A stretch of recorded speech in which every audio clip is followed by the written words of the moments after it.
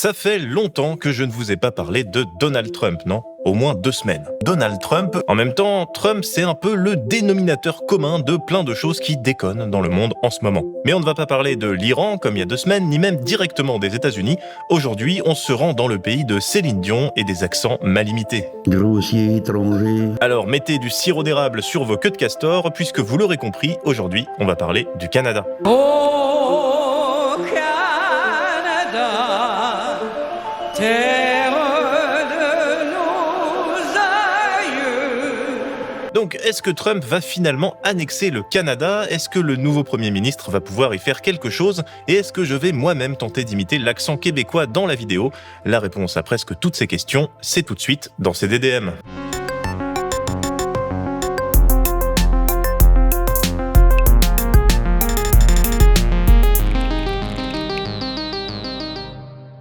Le 28 avril dernier, c'était les élections fédérales au Canada. Environ 27 millions de citoyens étaient appelés aux urnes pour choisir leur premier ministre avec des consignes données dans plein de langues différentes pour faciliter le vote des différentes communautés présentes dans le pays.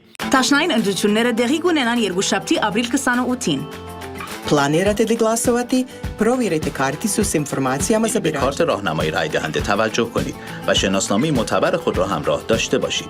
Si on faisait ça en France, on pourrait probablement faire exploser 1 ou 2 plateaux de CNews. Arrêtez! Quoi qu'il en soit, les résultats du scrutin ont donné une légère avance au Parti libéral mené par Mark Carney, successeur déjà en poste de Justin Trudeau, avec 43,5% des voix contre 41,4% des voix pour le Parti conservateur de Pierre Poilievre. Et c'est plutôt une grosse surprise. D'ailleurs, c'est ce que semblent dire les médias chez nous. Dans l'Express, on nous parle d'un renversement stupéfiant et le Figaro évoque même une remontada inespérée.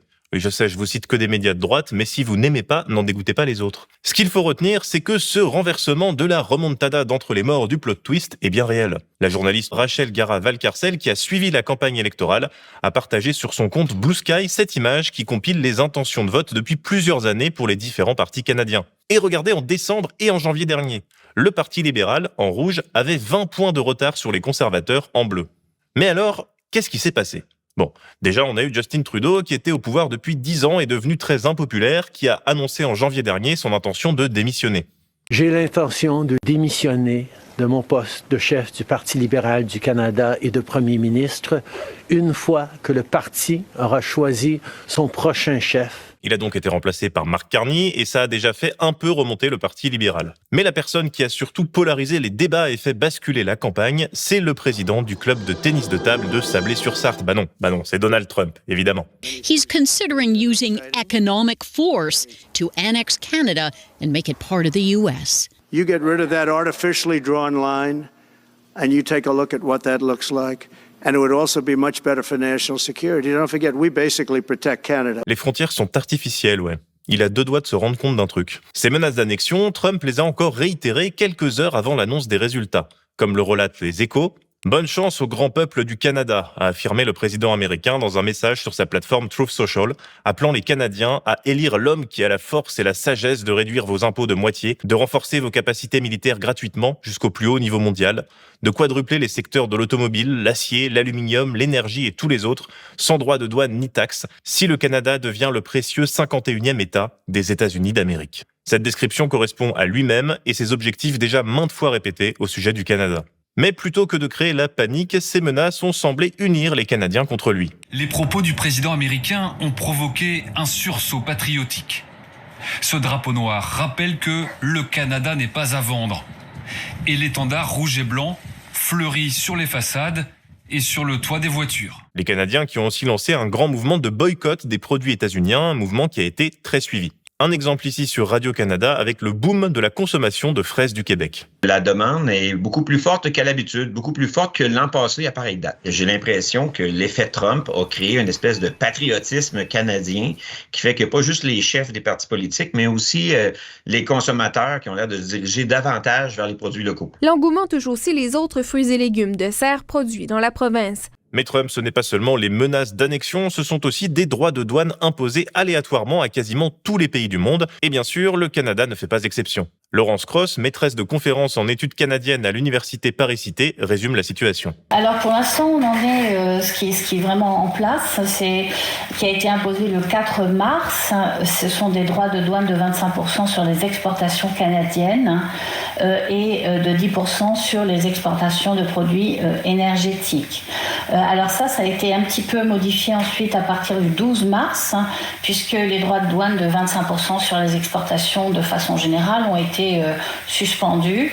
Et à la place, les États-Unis n'ont gardé que les 10% sur les exportations de produits d'énergie et ont mis 25% sur les produits de l'acier et de l'aluminium. Et enfin, le 3 avril, les États-Unis ont imposé des droits de douane de 25% sur le secteur automobile. Donc toutes ces attaques de Trump ont renforcé l'unité nationale canadienne. Mais pourquoi ça aurait spécifiquement aidé à la victoire du Parti libéral, me demanderez-vous ? Eh bien, c'est une très bonne question. Merci de me suivre. Parce que c'est vrai que le nouveau Premier ministre, Mark Carney, c'est pas le type au profil le plus fun du monde. Déjà, c'est un banquier. Encore un. Comme on peut le lire dans un portrait dans Libération, quelques recherches ont dévoilé qu'il avait alors géré et même fondé des fonds d'investissement aux îles Caïmans et aux Bermudes, des paradis fiscaux.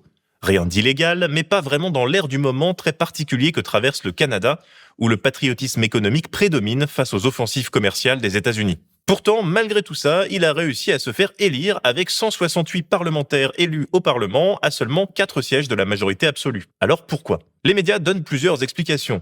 Déjà, il serait plus centriste, plus consensuel que Trudeau. Mais en vrai, c'est surtout parce que Trump. La question du rapport aux États-Unis a centralisé la campagne. Comme l'écrit Jessica Murphy pour la BBC, Carney l'a utilisé à son avantage, concourant autant contre Trump que contre son rival principal, le leader des conservateurs, Pierre Poilievre. Poilievre qui était d'ailleurs surnommé le Trump du Nord et comparé à l'acteur fasciste de Maman j'ai raté l'avion par une partie de la classe politique canadienne. Excuse me, where's the lobby? Down the hall and to the left. Dans un article pour La Presse, consacré aux différences et ressemblances entre Trump et Poilievre, le journaliste Alexandre Sirois écrit « L'exemple le plus éloquent a probablement été son expulsion de la Chambre des communes l'an dernier. Il avait traité Justin Trudeau de cinglé pour ensuite refuser de s'excuser en ridiculisant le président de la Chambre des communes. Il proposait de remplacer le mot cinglé par extrémiste ou par radical. Mais bon, faire du Trump quand Trump s'en prend à ton pays, ça marche moins bien. Résultat, Pierre Poilievre et son parti se sont viandés au point où Poilievre a même perdu la circonscription ontarienne qu'il occupait pourtant depuis 20 ans. D'ailleurs, cet effet Trump qui fait perdre les conservateurs, on l'a aussi vu en Australie, avec des élections qui ont vu le 3 mai dernier la victoire du Parti travailliste déjà au pouvoir. Donc c'est un vrai truc. Bon alors, Carney a gagné au Canada, d'accord. Mais qu'est-ce que ça implique pour l'avenir du pays ? Le nouveau Premier ministre a tenu un discours assez offensif le jour de sa victoire. Mark Carney a estimé mardi que son pays ne devait jamais oublier la trahison américaine lors de son discours de victoire électorale devant ses partisans à Ottawa. Notre ancienne relation avec les États-Unis est terminée, car le président Trump tente de nous briser pour nous posséder, a-t-il également déclaré, appelant le pays à l'unité pour les difficiles mois à venir qui exigeront des sacrifices. Parce que oui, les droits de douane décidés par Trump ne sont pas anodins, et leurs effets se font déjà ressentir au Canada, notamment dans le secteur de l'automobile. Avec les tarifs douaniers, les coûts de fabrication des voitures risquent de bondir. 144 000 emplois directs pourraient être menacés. Des ouvriers se sont déjà retrouvés au chômage technique pendant plusieurs semaines et la situation pourrait empirer. Le Canada reste très dépendant des États-Unis économiquement. Pour donner des chiffres, les États-Unis, c'est 75,9% des exportations canadiennes et 62,2% de leurs importations. Et le programme politique des libéraux canadiens ne donne pas vraiment de solution pour sortir de cette dépendance. Pour l'instant, ils se contentent de parler d'un rapprochement avec l'Europe un peu vague et mal défini. Sinon, il y a aussi une autre solution qui est proposée, celle de détruire l'environnement pour devenir plus puissant et plus indépendant économiquement. En tout cas, c'est ce que relate Théo Bellemare pour Reporter. Mark Carney prône une extraction des minéraux et des métaux accélérée et le renforcement de la production de pétrole et de gaz, considérée comme l'épine dorsale de la richesse canadienne. Objectif : construire l'économie la plus forte du G7, sans perdre de vue l'impact sur nos enfants et nos petits-enfants. Un grand écart climatique réservé aux professionnels à ne pas tenter à la maison. Mais ce qui prime au-delà des déclarations virulentes des uns et des autres, c'est la volonté de retrouver la relation américano-canadienne d'avant Trump. En tout cas, c'est ce qu'écrit Romaric Godin sur Mediapart. L'approche des responsables politiques canadiens consiste plutôt à trouver un moyen de convaincre les États-Unis de rétablir le statu quo ante. Une issue peu probable que même la Banque centrale du Canada n'envisage pas. Déjà affaiblie, l'économie canadienne doit désormais s'attendre à une crise majeure. Donc si dans les discours, le Canada est très offensif face à Trump, la question est de savoir si ce pays de 40 millions d'habitants, avec un PIB de 2220 milliards de dollars, va pouvoir tenir tête à son voisin de 340 millions d'habitants, doté d'un PIB de 25 340 milliards de dollars et de la première armée du monde et qui ziote sur ses ressources en minerais et en eau. Il y a des millions de litres d'eau au nord, au Canada, qui proviennent de la fonte des neiges, qui coulent et qui constituent un énorme robinet d'eau. Je sais qu'il a toujours l'air ridicule quand il parle, mais il faut prendre les menaces de Trump au sérieux. Monsieur Trump n'est pas fou. Nous n'avons pas besoin d'analyse psychologique pour comprendre la politique. Monsieur Trump essaye de régler la crise de la domination des États-Unis d'Amérique sur le monde.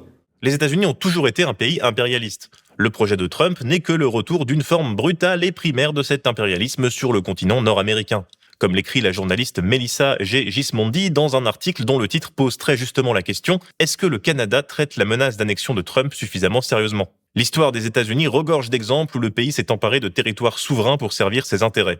Tout d'abord et avant tout, la cible a été les terres indigènes saisies par la violence ou parfois achetées à d'autres puissances étrangères comme la Russie ou la France. La guerre américano-mexicaine de 1846 à 1848 a placé de grandes parties de l'Ouest et du Sud-Ouest sous juridiction américaine. Plus tard, les États-Unis ont tourné leur regard vers les territoires d'outre-mer avec un coup d'État à Hawaï en 1893, l'invasion de Porto Rico et l'acquisition des Philippines de l'Espagne pour n'en citer que quelques-uns.